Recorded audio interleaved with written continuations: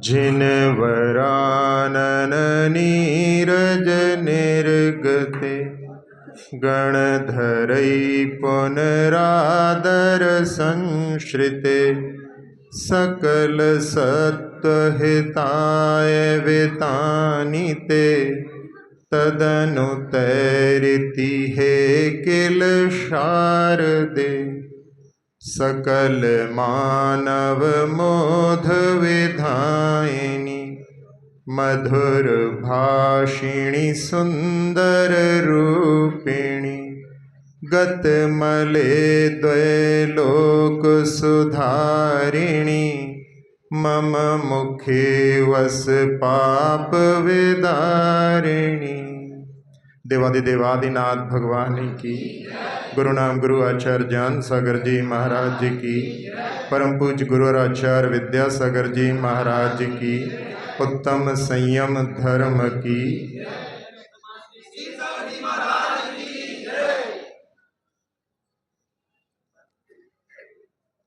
एक मुनिराज के कमर में दर्द था और डॉक्टर को बुलाया गया। जब डॉक्टर आए तो उनको देख करके दूर से ही महाराज को लगा कि ये तो कोई मुस्लिम है। तो उन्होंने लोगों से कहा कि कोई और डॉक्टर नहीं मिला। इतने में वो आगे आए और कहने लगे, महाराज जी मेरा रात्रि में 4 प्रकार के आहार का त्याग है।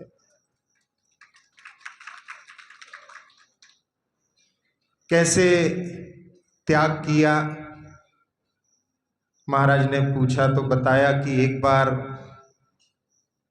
एक साधुओं का समुदाय आया हुआ था और एक मेरा मित्र उनके आने पर जा रहा था, मुझसे कहा तुम भी चलो। तो मैं वहां पहुंच गया और मैं साधुओं से परिचित नहीं था। मैं अपने जहां मैं शिकार करके आया था और मैं अपने शिकार करके आया हूं। मेरा बहुत अच्छा व्यवसाय है, बहुत बड़ी हवेली में रहता हूं और ये तो सब हैं ही, साथ साथ में हॉस्पिटल में डॉक्टर भी हूं। और व्यवसाय के बारे में बताया कि मेरा पोल्ट्री फार्म है जहां पर एक दिन में 30,000 की कमाई होती है। 30,000 मुर्गियों का व्यवसाय होता है। जब जाने लगे तो महाराज जी ने कहा कि डॉक्टर खान कल फिर आओगे ना? तो मैं तो मित्र के कहने पर आया था, लेकिन जब साधु ने बोला तो मैंने कहा कि मुझे आना चाहिए और मैंने कहा हाँ कल मैं 3 बजे आऊंगा। और महाराज ने कहा कि कल तुम दुनिया का नक्शा लेकर के आना। मैंने जाकर के देखा, वहां सारी किताबों की दुकान में दुनिया क्या भारत का भी नक्शा नहीं था। फिर मैंने डिस्ट्रिक्ट प्लेस पर जाकर के और नक्शे को लेकर के जैसा मैंने वादा किया था, मैं 3 बजे पहुंच गया और उनको नक्शा देते हुए तो उन्होंने नक्शे को खोल करके जो दुनिया का नक्शा था उस पर कहा कि डॉक्टर खान आपकी हवेली यहाँ पर कहाँ दिखाई दे रही है? जिसका मुझे बड़ा अहंकार था। उस समय में मैं जहां देख रहा हूं कि पूरे डिस्ट्रिक्ट को भी नहीं बता सकते, स्टेट को भी बताना मुश्किल है, भारत भी एक छोटे से रूप में दिखाई दे रहा है। और जिस पर मुझे अहंकार था वो उनके एक वाक्य से चूर चूर हो गया। जब उन्होंने देखा कि इसकी मानसिक स्थिति इस प्रकार की है तो उन्होंने कहा कि तुम निरीह पशुओं का शिकार करते हो। बेचारे घास फूस खा करके अपना जीवन बिताते हैं और उनको तुम मार करके अपनी बहादुरी दिखाते हो, और ऐसा पाप लेकर के तुम कहाँ जाओगे। तुम कहते हो कि तुम्हें खुदा ने बनाया है, इंसान की शक्ल दी है, और उसके बाद में इस प्रकार का पशुओं जैसा व्यवहार करके उस पाप को लेकर के कहाँ जाओगे। जिस व्यापार पर तुम्हें घमंड है, वहां पर भी कितने जीवों का वध रोज होता है। उसने कहा कि अब मैं आपसे तभी मिलूंगा जब मैं इस व्यवसाय को बंद कर दूंगा। और उसने जाकर के जहां जो लोग काम करने वाले थे उनमें मुखिया था, उससे कहा कि सारी मुर्गियों को बेच दो। जहां एक दिन में 30,000 की इनकम थी, वो व्यापार बंद करने पर कि डॉक्टर साहब आपको क्या हो गया है। उन्होंने कहा कुछ नहीं हुआ है, तुम सबका जो है बेच दो। और बेचने के बाद में जो स्ट्रक्चर खड़ा था उसको भी उसने बुलडोजर से डिसमेंटल कर दिया कि यदि ये खड़ा रहेगा तो कोई और रिश्तेदार उसमें ये काम चालू कर सकता है। 7 दिन के बाद में महाराज के चरणों में आकर के और उसने कहा कि मैंने वो व्यवसाय हमेशा के लिए बंद कर दिया है। और फिर महाराज के उपदेश से उसने रात्रि का भोजन, फिर पानी तक त्याग कर दिया, और शाकाहारी तो पहले ही हो चुका था। तो जब महाराज ने देखा कि ये व्यक्ति धर्म का पालन करता है, तो आगम के वाक्य हैं कि जो म्लेच्छ खंड से जब चक्री जाते हैं उनके साथ यहाँ आते हैं तो उनमें धर्म की बड़ी तीव्र भावना रहती है, बल्कि उनकी विशुद्धि यहाँ के लोगों से आगे निकल जाती है। तो पूछा उनसे कि कभी कोई अतिशय घटित हुआ हो तुम्हारे जीवन में। तो उसने कहा महाराज महामंत्र तो महामंत्र है। मैं पर्यूषण के शिविर में भर्ती था, 5 दिन बाद मेरी पत्नी आई और कहने लगी कि बेटी जेनिफर बीमार है और ऐसी स्थिति है हॉस्पिटल में बेहोश पड़ी है, आप चलो। मैंने कहा कुछ नहीं होगा, धर्म सब रक्षा करेगा, तुम जाओ, मुझे यहाँ पर प्रतिक्रमण आदि करना है। फिर वो 8वें दिन फिर आई और आज तो ऐसा लग रहा था उसके चेहरे से कि शायद मनहूस खबर सुनाने आई है, लेकिन उसने कहा कि डॉक्टरों ने जवाब दे दिया है।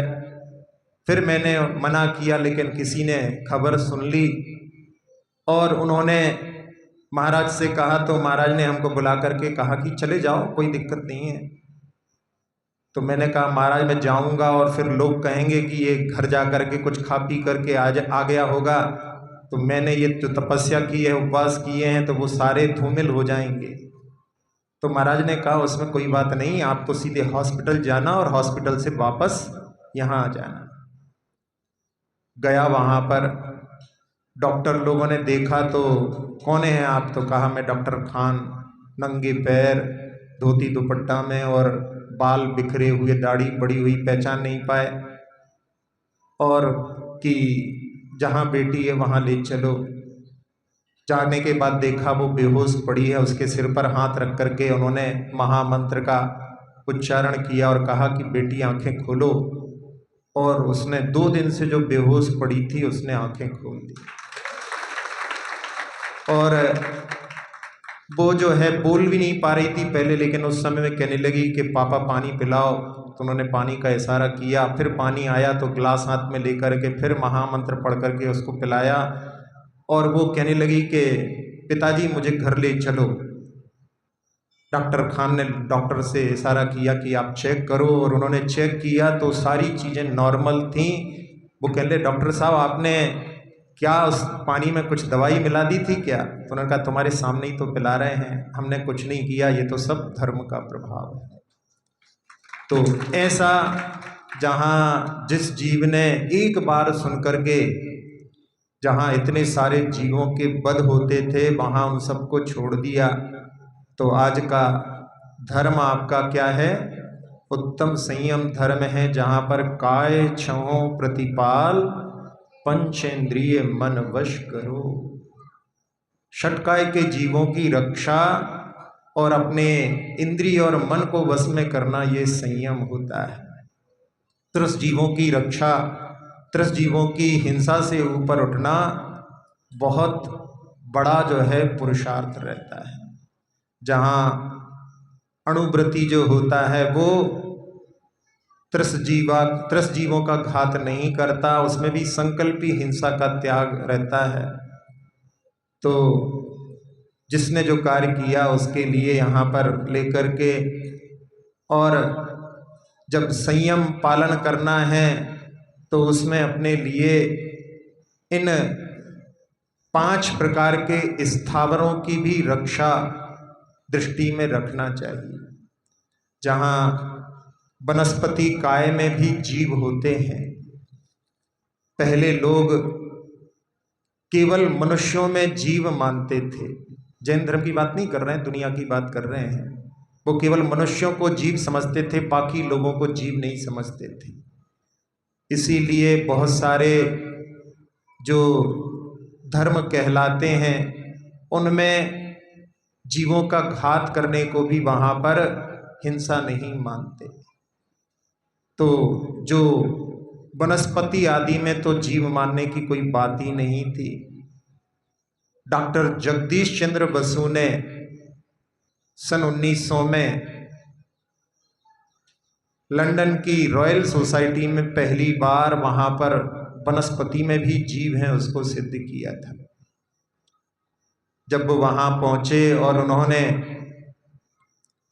एक पौधे को, जहाँ उसमें इलेक्ट्रोड्स लगा करके कैस्कोग्राफ पर उसकी जो अंदर हलचल चल रही है उसको दिखलाया था, तो उसमें जीवन उसका पेंडुलम के समान ऐसा जो है उसका जीवन चल रहा है वहाँ पर दिखा रहा है। और बाद में उन्होंने उसकी जड़ को ब्रोमाइड के सॉल्यूशन में डुबोया जो जहर होता है, और उसमें ऐसा भूचाल आया जैसे किसी चूहे को जब विष दे दिया जाता है तो वो उछल कूद करता है, वैसा जो है उस कैस्कोग्राफ की स्क्रीन पर दिखाई दे रहा है। और थोड़ी ही देर में वो भूचाल बिल्कुल शांत हो गया, मतलब उस जीव के प्राण निकल चुके थे। सब लोग देख करके आश्चर्यचकित हो गए और इसके माध्यम से उन्होंने वनस्पति में भी जीवन होता है ये सिद्ध किया था विज्ञान के माध्यम से।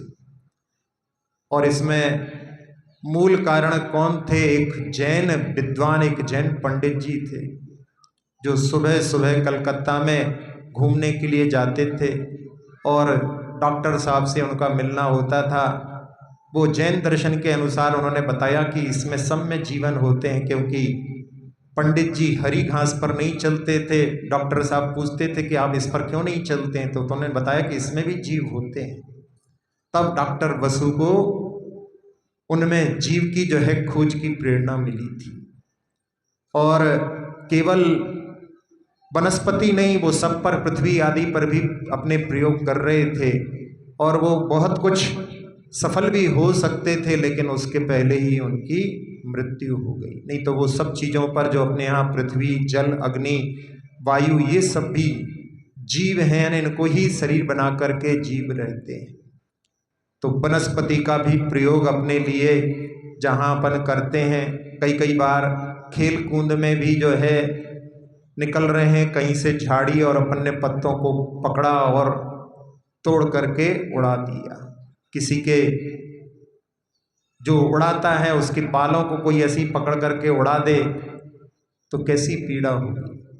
तो उनमें भी जीव होते हैं, इसलिए अपने लिए उसकी भी हिंसा से, जहाँ आप लोगों के लिए जहाँ भोजन आदि बनाने के लिए उनका प्रयोग करते हैं वो तो एक आवश्यकता है आपकी, लेकिन जहाँ बिना प्रयोजन के अपन उसके माध्यम से पाप का अर्जन करते हैं तो उस असंयम से अपने को बचना चाहिए। जल कायिक जीवों की जहाँ घर में जाकर के आप लोग अपने अपने चेक करना, कई नल जो हैं पानी बूंद बूंद उसमें से गिरती रहती है। वास्तु के अनुसार भी जिनके घरों में नल में से पानी बहता रहता है उनके घरों में धन टिकता नहीं है। इसलिए उस पानी को भी जो है, जो फालतू बह जाता है, कई कई घरों में तो 20-20, 30-30 लीटर पानी ऐसे ही बूंद बूंद करके बहता रहता है। उसमें एक जो है व्यक्ति अपना पूरे दिन भर का खर्च निकाल सकता है। तो ये जल कायक जो जीव होते हैं, जल को भी जो काया बना करके रहते हैं, और जिनका अपन लोग प्रयोग करते हैं, जहाँ शॉवर चला करके नहाते हैं, स्नान करते हैं, गर्मी में 2-2, 3-3 बार स्नान करते हैं, उसमें एक एक मिनट में 80-80 लीटर पानी बह जाता है। तो उसके माध्यम से जहाँ थोड़े से पानी से भी काम चला सकते हैं, यानी जो आवश्यकता है, एक नेसेसिटीज़ होती हैं और एक लग्जरीज होती है। तो नेसेसिटीज़ आपके लिए ज़रूरी है, लेकिन लग्जरीज जो अनावश्यक है उनसे अपने लिए बचना चाहिए। वो आपका उस क्षेत्र में संयम हो सकता है। फिर वनस्पति कायक के बाद में पृथ्वी यानी अपने जल कायक, फिर पृथ्वी कायक, जहाँ कहीं कोई खोदने उदने की बात आती है, कहीं कहीं बैठे हैं, वहीं पर कोई लकड़ी आदि या कुछ कील आदि मिल गई तो उसमें जो है हाथ चलाते चलाते करते रहते हैं। ऐसे भी अपने लिए उन कार्यों से बचना चाहिए। एक क्रिकेट खेलने वाला था, जहाँ रोज स्टंप गाड़े जाते हैं, उसको बताया तो उसने कहा कि हमने अब जो है एक प्लास्टिक वाले ले लिए हैं, उसको बस कल खड़ा करना पड़ता है, अब हम उसको ठोकते नहीं हैं। तो ये कहलाता है कि व्यक्ति जो है समझ जाता है, तो उसमें वहाँ पर अपने द्वारा जो हिंसा हो रही है उससे बचने का प्रयास करता है। जहाँ जल कायक में तालाब आदि होते हैं, उठा करके पत्थर को और उसमें फेंकते हैं, छपाक छपाक करते रहते हैं, बच्चों को खेल बन जाता है, लेकिन उसके माध्यम से उनमें जीवों का घात होता है। अपन ऐसे खेल ना खेल करके ऐसे गेम खेलें जिससे कि किसी को पीड़ा ना हो।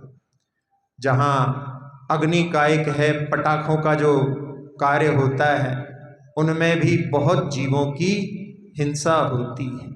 जहाँ अपन देखें उसमें कि किस प्रकार से जो पटाखे चलते हैं उनमें कितने खतरनाक हैं। छोटे छोटे बच्चों के लिए भी आप ला करके दे देते हो, एक सांप की गोली होती है, वो इतनी खतरनाक है, सबसे ज़्यादा पॉइजनस है वो। उसमें जो धुआं निकलता है, वो जितने भी पटाखे हैं सबसे ज़्यादा धुआं उसमें है। उसमें 464 सिगरेट के बराबर धुआं निकलता है। आप मतलब सबसे ज़्यादा खतरनाक चीज़ वो है। फिर जो फुलझड़ी सोचते हैं इसमें कोई किसी के लिए हानि नहीं होती होगी, उसमें भी 74 सिगरेट के बराबर धुआं निकलता है।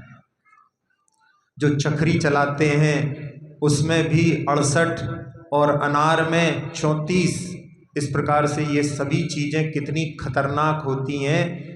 और साथ साथ में जहाँ पटाखे चलाते हो तो कितने सारे पक्षियों के लिए पीड़ा होती है। महाराज हमारा यदि हम बंद कर देंगे तो उससे क्या फर्क पड़ जाएगा, इतने तो चलते हैं। अरे भैया, जहाँ एक पक्षी जो कि अपनी चोंच में पानी की बूंद लेकर के आग बुझाने जा रहा था, तब लोगों ने कहा कि इससे क्या होगा, तो उसने कहा कि मेरा नाम आग लगाने वालों में नहीं, आग बुझाने वालों में है।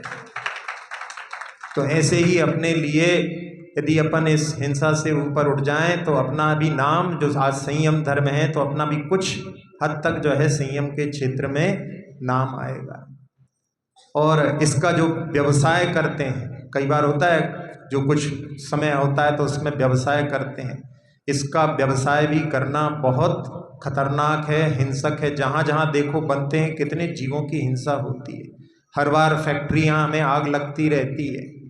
तो इसके माध्यम से जो धन कमाते हैं वो धन भी जो है पवित्र नहीं है। लगता भले ही है आता हुआ बाढ़ जैसी, लेकिन वो जो है धन आपके लिए कभी सुखी नहीं कर सकता, जहाँ पर इतने जीवों की हिंसा जिसके माध्यम से होती है। जब सचिन तेंदुलकर जहाँ वर्ल्ड कप आदि में खेलते थे, उनके लिए विल्स का जो है प्रपोजल मिला था, आपको केवल आपकी टी शर्ट के ऊपर जो है विल्स लिखना है, लेकिन उसने उससे मना कर दिया था। उसके पिता ने उससे बोला था कि ऐसा कोई भी कार्य नहीं करना जिससे कि युवा पीढ़ी बिगड़े। उन्होंने किंग फिशर के लिए 20 करोड़ के प्रपोजल को ठुकरा दिया था। तो ये अपने लिए एक कि जहाँ व्यक्ति धन कमाने के लिए कुछ भी करने तैयार हो जाता है, लेकिन आदर्श वही बनते हैं जो अहिंसा धर्म के हिसाब से अपने व्यवसाय का चयन करते हैं। और कई लोगों ने ऐसे जो हैं व्यवसायों को जो करते थे उनको छोड़ करके और उनके जीवन में परिवर्तन आया, बल्कि आगे अणुव्रती भी बन गए। पहले हिंसा के क्षेत्र में थे, जैसे भी अपन ने डॉक्टर खान का उदाहरण देखा। तो अपने लिए भी ऐसे व्यवसायों से ऊपर उठने का प्रयास करना चाहिए। जहाँ वायु कायिक का रहता है कार्य, वायु कायिक में भी जहाँ आप लोग पंखे आदि प्रयोग करते हैं, उनमें भी मंदिर आदि में भी प्रयोग होते हैं, लेकिन उनकी सुरक्षा जहाँ पर पक्षी आदि भी कई बार घायल हो जाते हैं। एक महाराज जी के प्रवचन के बीच में ही एक कबूतर का घात हो गया। तो ऐसी स्थितियां बनती हैं जहाँ अहिंसा परमो धर्म अपना मुख्य है, और वहाँ पर भी इस प्रकार की यदि स्थिति बन जाती है तो उसमें अपने लिए ये विचारणीय हो जाता है। तो ये 5 जो हैं स्थावर, इनकी रक्षा के लिए अपने लिए प्रयास करना चाहिए। और जहाँ इनके प्रयोग के बारे में रहते हैं तो उनके प्रयोग में भी अपने लिए बड़ी सावधानी बरतनी चाहिए। जहाँ एक परिवार में जो भाजी आई थी, भाजी को फ्रिज में रख दिया, और उस जो भाजी का जो बंडल था उसमें एक हरे कलर का सांप भी था। तो उसमें 2 घटनाएं एक सी घटित हुई। उसमें एक में तो उसकी जो है जल्दी जल्दी सब्जी बना दी और बच्चे को टिफिन में रख करके स्कूल भेज दिया। बाद में जो कचरे को देखा तब समझ में आया कि इसमें सांप भाजी के साथ बन गया है। अपने पति को भेजा जल्दी से कि खाने ले लंच में वो, और पति भी घबराहट में जल्दी जा रहा था, उसका एक्सीडेंट हो गया, वो भी मरण को प्राप्त हो गया, और उधर बच्चे ने खा लिया, वो भी मरण को प्राप्त। एक साथ में घटना घट गई। और एक में जो है दूसरी घटना में उसमें जो सांप था वो निकल करके फ्रिज के अंदर रख दिया है, बंडल को निकल करके वो घूम रहा होगा फ्रिज के अंदर, ठंड लग रही होगी, तो वो जो है दूध की जो कोई पात्र था, तवेली आदि, उसमें जो है चढ़ा और उसमें गिर गया, और उसमें से निकाल करके दूध, ऐसा होता थोड़ा सा ऐसा निकाल लिया ऊपर ऊपर का, देखा ही नहीं नीचे कुछ क्या है। तो असावधानी यानी जो असंयम होता है वो सब असावधानी होती है। तो उसके माध्यम से वो भी जो है वहाँ पर किसी का घात के लिए निमित्त बन गया। तो ये जहाँ सावधानी नहीं, उसमें ऐसी स्थितियाँ बन जाती हैं। एक सुनार के घर में बच्चा छोटा सा था, उसके आँख में ड्रॉप डालना था, और बिटिया से बोल दिया ड्रॉप डाल दो। उसने एक आँख में डाला ड्रॉप और वो एकदम चीखा। तो उस समय में सोचा कि वो तो आँख में दवाई थोड़ी पीड़ा करती होगी, ध्यान नहीं दिया, और उससे कहा कि दूसरे में भी डाल दो। उसने पैर से दबा करके दूसरी आँख में भी डाल दिया, और जब जा कर के देखा तो वो छोटी सी डिब्बी तेजाब की थी। अपने हाथों से अपने ही पुत्र की जो है ज्योति को नष्ट कर दिया। एक बार तो पेपर में ऐसी घटना आई थी कि आंख में क्यू फिक्स जो छोटे छोटे आते हैं ना, वो डाल दिया, आंखें चिपक गई होगी, क्या हालत हुई होगी, पेपर में खबर आया थी। तो असावधानी जो है ये किस किस प्रकार की स्थितियां निर्मित करती हैं। जहां एक उदाहरण हमने भी सुनाया था उसमें कि दामाद साहब आए थे और छत पर गर्मी में सो रहे थे, उनको दूध दिया तो उन्होंने दूध वहीं पर, नींद में थे तो वहीं रख दिया और सो गए। रात में नींद खुली तो उन्होंने फिर सोचा पी लेते हैं, और पिया तो उनको ऐसा दूध पीते समय लगा कि इसमें कुछ कड़क कड़क है, तो उन्होंने सोचा हो सकता है मलाई आदि होगी, और उसको उन्होंने अंदर ढकेलने का कोशिश की, और फिर जो है उनके कंठ में अंदर ही डंक लगा, और बाद में देखा बर्र थी वो वहां पर, और उसके कारण में कंठ रुंध हो गया, श्वास जाना बंद हो गई और उनका मरण हो गया। एक व्यंग के रूप में भी आया कि असंयम की जो बात चल रही है, तो उसमें कि एक दिन एक व्यक्ति ने सोचा कि अपने हाथ से काम करना चाहिए। उसने सुबह सुबह उठ करके ब्रेड सेंकी और एक हरी चटनी रखी हुई थी, उसको लगा करके उसको खा लिया। खाने के बाद बैठा हुआ था। अब भाभी जी आकर के पूछती हैं कि कल हमने मेहंदी रखी थी, वो मेहंदी कहाँ चली गई। ये घटना ऐसा लग रहा है कभी कभी अपने जीवन में भी घट जाती है। असंयम इसी को कहते हैं, असावधानी इसी को कहते हैं। तो ये जो है असावधानी असंयम के बारे में बात चल रही है। अब एक त्रस कायिक जीव की जो 2 इंद्री, 3 इंद्री, 4 इंद्री, 5 इंद्री जो त्रस होते हैं, उनकी भी रक्षा करने के लिए उनमें भी जो है लोग हिंसक जो है दवाइयों का प्रयोग करते हैं उनको मारने आदि के लिए। इंदौर के एक राऊ क्षेत्र है, वहां पर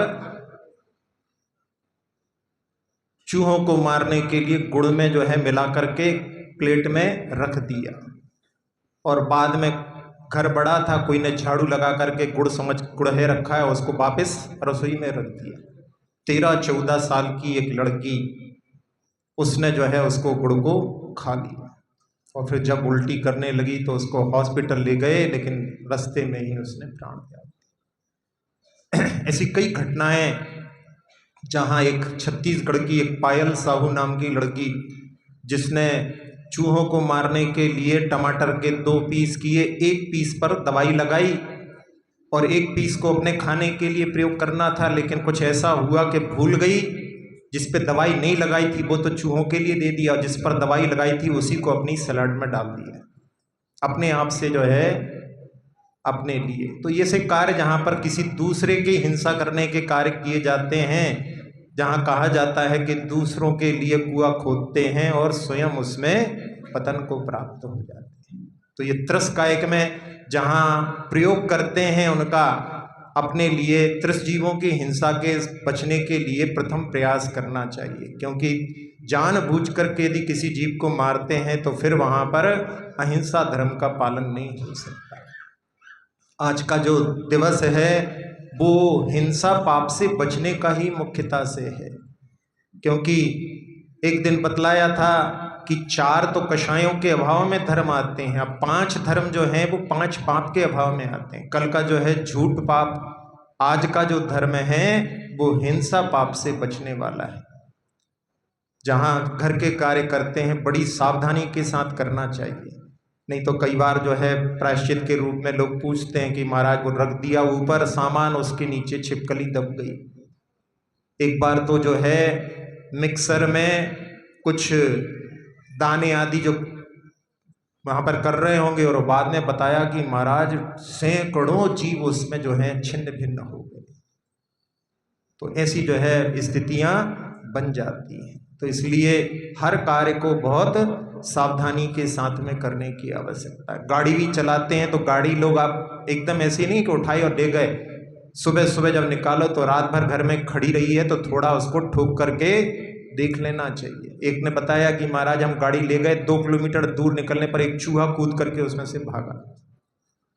रावत भाटा में एक व्यक्ति के लिए गाड़ी चला रहा था और हाथ में सांप ने काट लिया। गाड़ी चलाते हुए कैसे, अब गाड़ी में जो है हैंडल पे लिपटा हुआ था, गाड़ी चालू कर ली, थोड़ी दूर निकल गए, तब वो जो है वहां पर, लेकिन वो पॉइजनस नहीं था तो कुछ नहीं हुआ। लेकिन ऐसी घटनाएं जो हैं असावधानी से हो जाती हैं। तो अपने को हर कार्य अपन जो भी करते हैं उसमें सावधानी की आवश्यकता है। जहाँ दुकानों में भी सामान रखा रहता है उसमें भी कहीं निकालते हैं। एक व्यक्ति बता रहे थे कि वो बोरे में उन्होंने हाथ डाला और बोरे में ही जो है कोबरा बैठा हुआ था, बस वहीं पर जो है प्राण निकल गए उनके।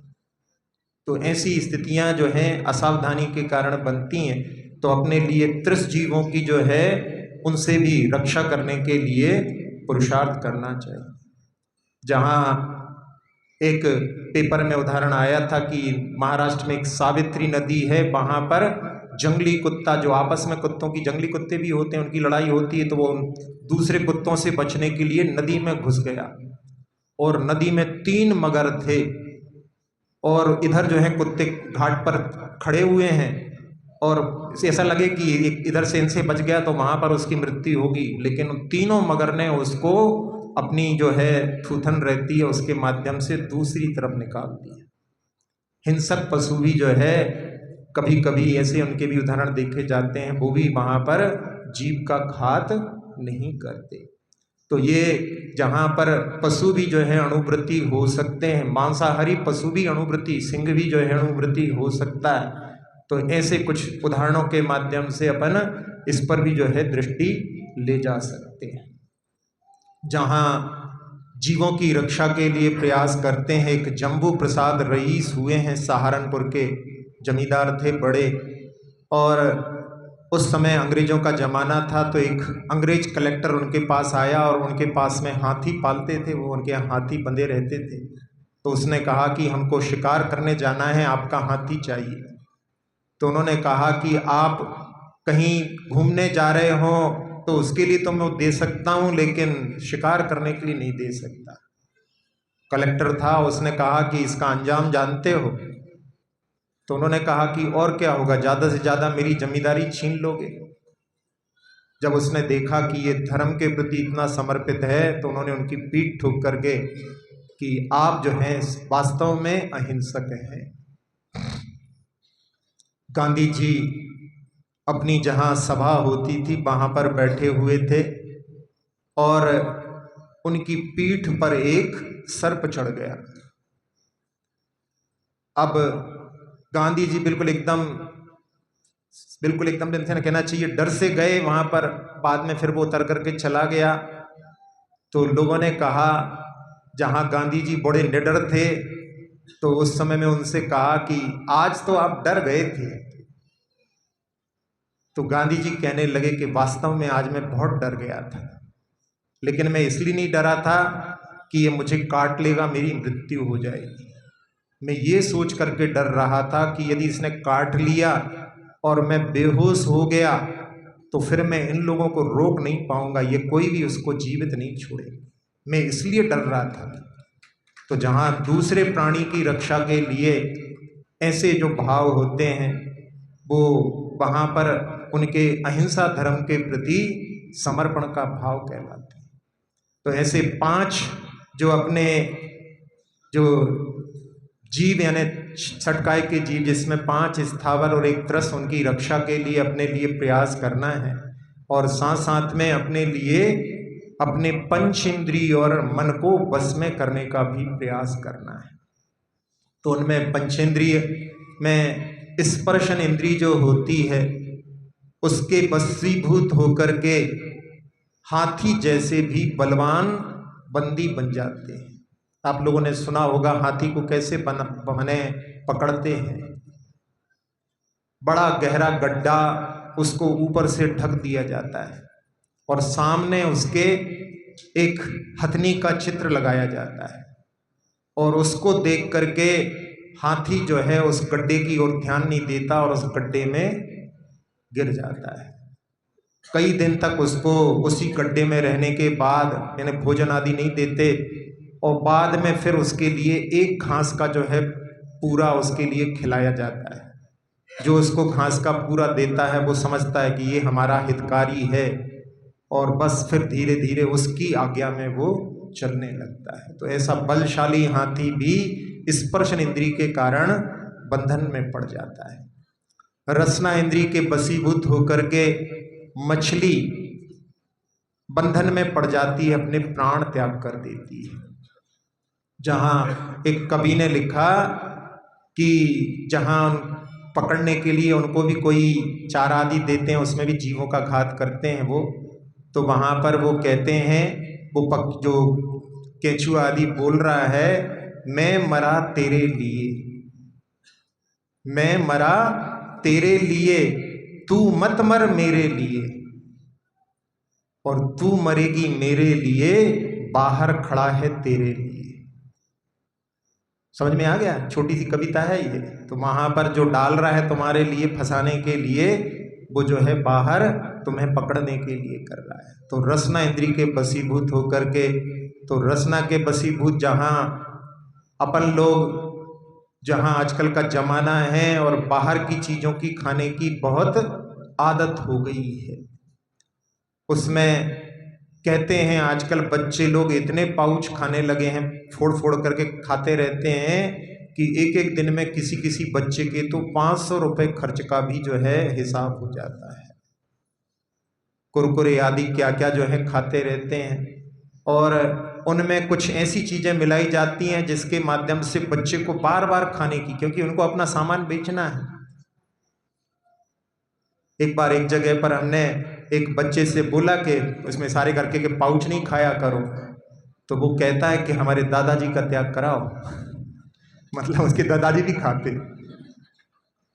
और दादाजी जो है आहार नहीं दिया उन्होंने, लेकिन वो कहले हम नहीं छोड़ सकते। ऐसी भी स्थितियां हैं। तो रसना इंद्री के वशीभूत होकर के जहाँ कैसी स्थितियां बन रही हैं, उसके माध्यम से एक उदाहरण हम अक्सर सुनाते हैं कि जहाँ एक भाई बहन खेलने के लिए जाते थे और खेलने के बाद लौटते समय एक जहाँ कोई ठेला था वहाँ पर पाव भाजी और कुछ ऐसी जो है चीज़ें खा करके आते थे, और एक बार दोनों एक साथ बीमार पड़े। फैमिली डॉक्टर को दिखाया तो उसने सारे प्रयोग किए, क्योंकि इंग्लिश पद्धति तो क्या है, ट्रायल एंड एरर मेथड है। ये नहीं लगता तो दूसरी चेंज करो, दूसरी नहीं लगती तो तीसरी चेंज करो। सारी दवाइयों के बाद में जब कुछ नहीं निकला तो उसने मन में शंका उत्पन्न हुई, और उसने एक ऐसा टेस्ट, जो जानते होंगे उसको सुन करके लगेगा कि ऐसा भी टेस्ट करवा सकते हैं, तो एलाइजा टेस्ट, जो कि एड्स के लिए होता है, और उसमें एड्स जो हैं दोनों बच्चे HIV पॉजिटिव आ गए। कारण क्या था कि जो चाट वाला था वो HIV पॉजिटिव था, और उसने एक दिन प्याज को जो है जहां बनाते समय में चाकू हाथ में लग गया और उसका खून उस प्याज में मिल गया। उसने सोचा कि जो सॉस आदि होते हैं वो सब उसी रंग के होते हैं, यदि मिला भी दो तो पता नहीं पड़ेगा, और उसने बच्चों को वो खिला दिया। उनको उस समय में छाले हो रहे थे, तो विद इन फ्यू सेकेंड्स वो जो है ट्रांसफर हो गया। तो बाजार की चीज कितनी खतरनाक हो सकती है, और जो बाजार में खाते हैं, जहां वो अपने व्यापार बढ़ाने के लिए खिलाते हैं, तो जो जितने लोग बाजार में ज़्यादा खाते हैं वो उतने ज़्यादा मनी माइंडेड हो जाते हैं। भोजन जैसा खाओ अन्न वैसा होवे मन। जो बाजार में ज़्यादा खाने वाले होते हैं उनको बस पैसा ही पैसा दिखाई देता है, भले ये भी खर्च कर रहे हैं, लेकिन हर चीज़ में जो है वो पैसे को तवज्जो देने वाले हो जाते हैं। तो उससे अपना जो एक चारित्रिक पतन भी होता है। तो इसलिए अपने लिए रसना इंद्री के बारे में भी विचार करना चाहिए। एक बार एक महाराज बने थे, वो पहले किसी रेस्टोरेंट में दोस्तों के साथ गए थे, और उनकी ऐसी आदत थी कि जहाँ बन रहा हो उसको भी देख लें एक बार। तो उसमें जाकर के देखा, जहाँ छोला भटूरा ऑर्डर किया था, तो वहाँ पर एक व्यक्ति जो बना रहा था भटूरा, वो व्यक्ति उसका एक हाथ नहीं था, इतना हाथ था केवल। तो उस हाथ से हाथ में लोई लेकर के वो उसको बना रहा था, और भट्टी के पास बैठा हुआ था तो पसीने से लथपथ था, तो उसमें नमक डालने की जरूरत नहीं, पसीने से ही काम चल जाए। तो उन्होंने देखा और वहां से निकल गए। तो ऐसी स्थितियां जहां होती हैं तो इसमें जो एक कुछ लोग किसका कि जर्दे का भी जो है शौकीन हो जाते हैं, जर्दा खाने वाले भी होते हैं। जर्दा खाने वाले, उनके लिए एक व्यंग आया था कि एक छोटा सा बच्चा, जिनके यहाँ जर्दे की खेती होती है, तो एक गधा जो है उसमें घुसता है खेत में, तो वो बच्चा उसको भगाता है। तो दादाजी कहते हैं मत भगा मत भगा, वो गधा नहीं खाता। तो बच्चा कहता अच्छा गधे को भी मालूम है कि खाने योग्य नहीं है।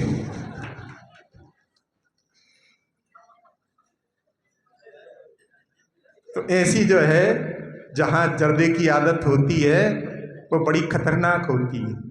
उसमें कहते हैं, बुंदेलखंड में एक कहावत चलती है कि तनक तमाकू गजब करावे जगन्नाथ को भात, और जिनके पुरखन भीख न मांगी सोई बढ़ावे हाथ। जर्दा खाने वाले हाथ फैलाने में बिल्कुल संकोच नहीं करते, मिल जाए फिर तो जल्दी से एकदम।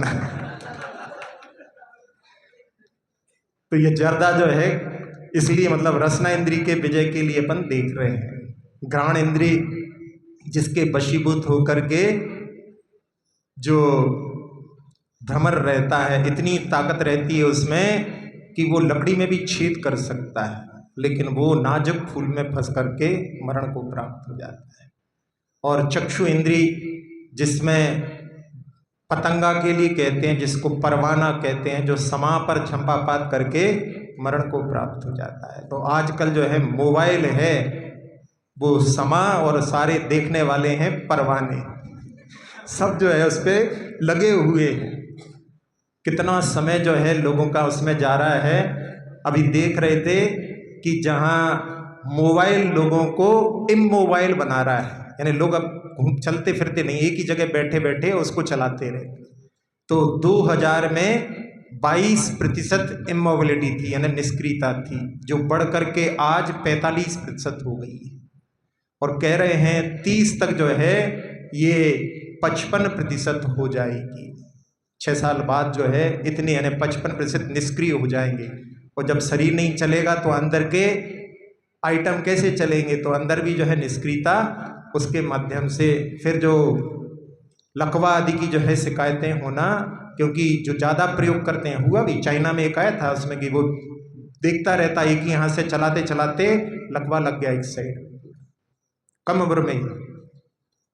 तो ये अपन जहाँ उनके आधार लेकर के, जो पतंगा है उनके आधार लेकर के अपने आप को इसमें अपने लिए समझना है कि उसके माध्यम से जहाँ टेलीविज़न के एडिक्ट तोते भी हो जाते हैं, जिनके घर में तोते पलते हैं वो तोते भी टीवी देखने के एडिक्ट हो जाते हैं। एक घर में था, उसको जब टीवी चल रही हो और उसके पिंजरे को वो बाहर रख देते थे तो बाहर इतना शोर करता था कि हमको अंदर लो, हमें भी टीवी देखना है। तो जब पशुओं में भी ऐसी हो सकती है तो फिर मानव की तो क्या बात है।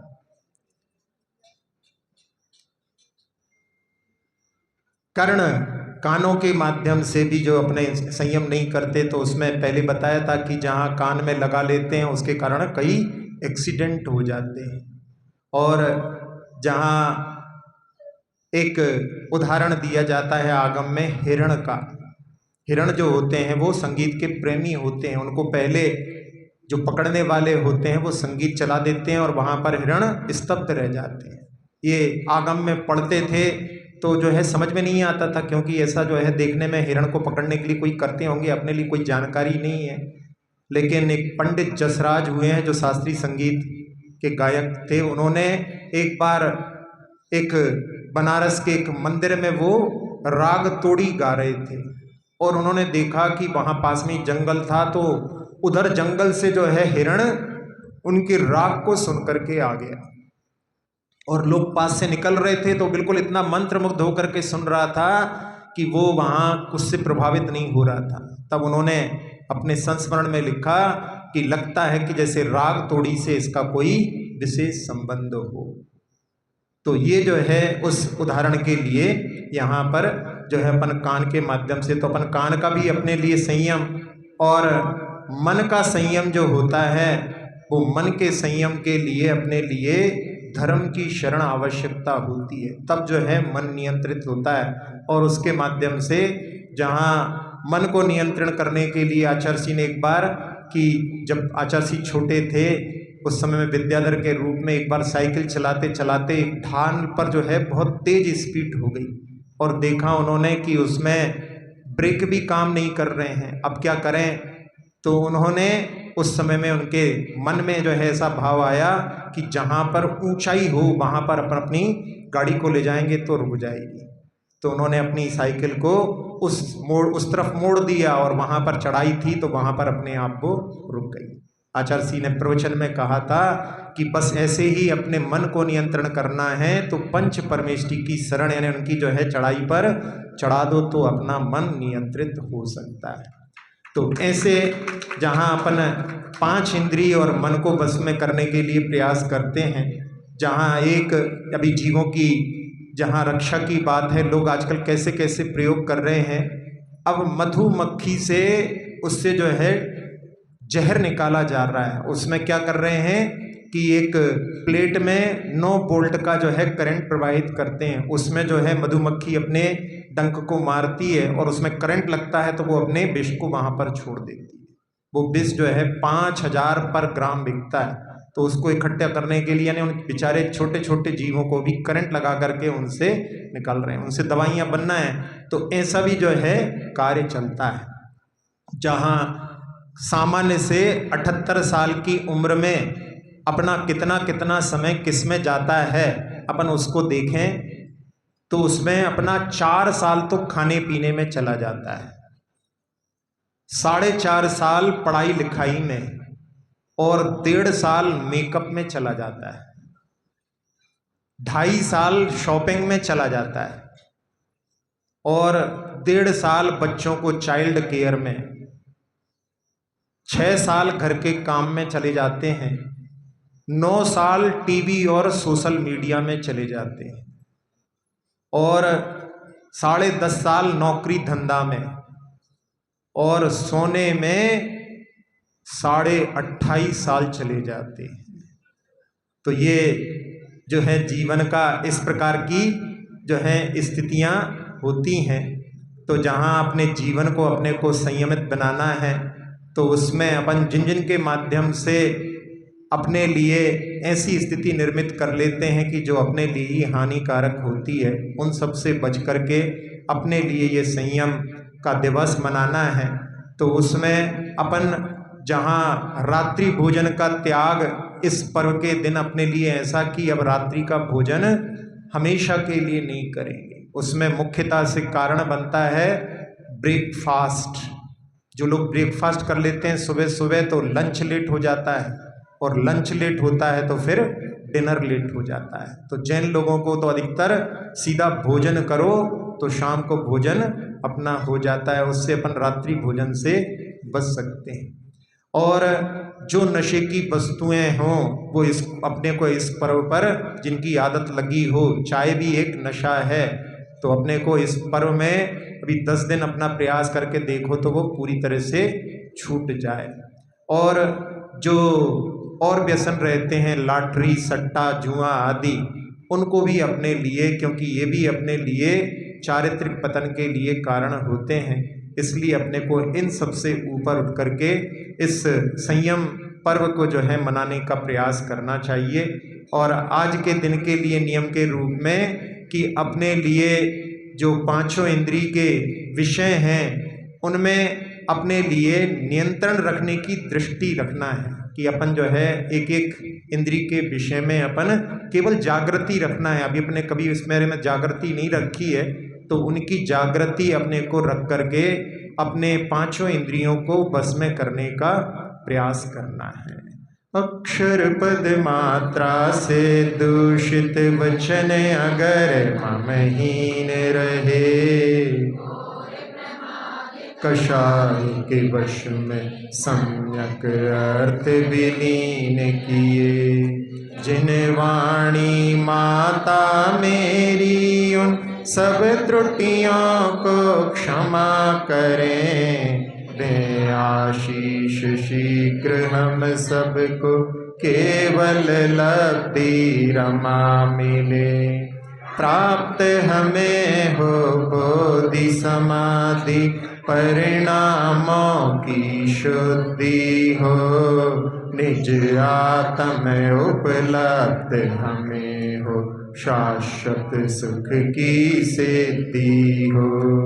चिंतित वस्तु दात्री माता चिंतामणि उपमा भाती, करूं वंदना पूर्ण विनय से चरण रखूं मैं ये पाती।